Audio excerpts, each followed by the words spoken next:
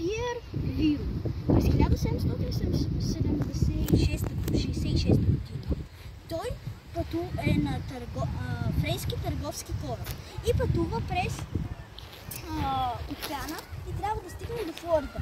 И точно като е направя да стигне в Флорида, попада в буря, която корабът засяда и така те не могат, Пиер Виро и неговият род не могат нищо да ядат, нито да пият вода и няма как да се спасят. Тогава Пиер Виро бива принуден да убие своя род, но не защото да го изяде, а самият род да не умре от глад. След време Пиер Виро е спасен. И сега продължаваме нататък. Какво ще ви разкажа? Аз се казва Дебора Тайлер. Тя тръгва с нейното семейство и приятели на пътешествие с яхта.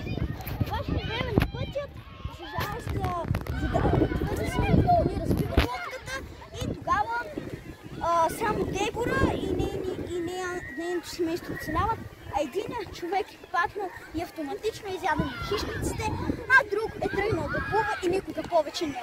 Сега продължаваме нататък.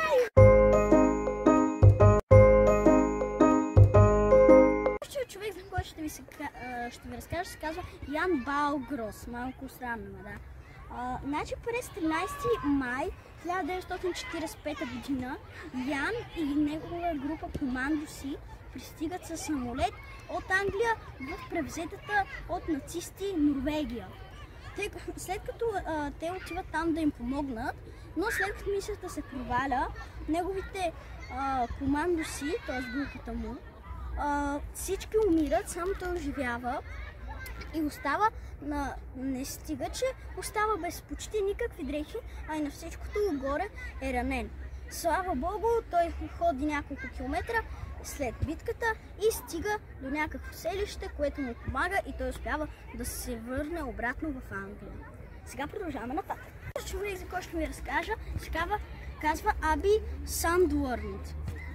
Опитвайки се да обиколи да стане най-младият човек, обиколил света по вода, Аби Сандуърнд по едно време на мачтата на яхтата и се счупва на 3200 км, тъй като тогава Аби Сандуърнд нито е имала храна, само имала малко вода и затова след това тя изпраща сигнал за помощ и след като изпратила сигнала за помощ, 2 дни след това е спасена от случайен рибар. Сега продължаваме нататък. Човек, за който ще ви разкажа, се казва Хю Глас. След като е на ловна експедиция около река Мисури с неговите приятели, съотборници, той бива ранен от мечка. Той ги моли поне неговите приятели да останат докато той умре, но те се тръгват и го изоставят. Той изпада в безсъзнание, но след време се събужда. И след като се събужда, успява да се довлече до река Мисури и се качва на някакъв нещо дървена дъска, и успява да стигне по пътя. Той нямал точно цел до къде да стигне, но по пътя хора го срещнали и започнали да го лекуват, като слагали на раните му мечешка кожа. Сега продължаваме.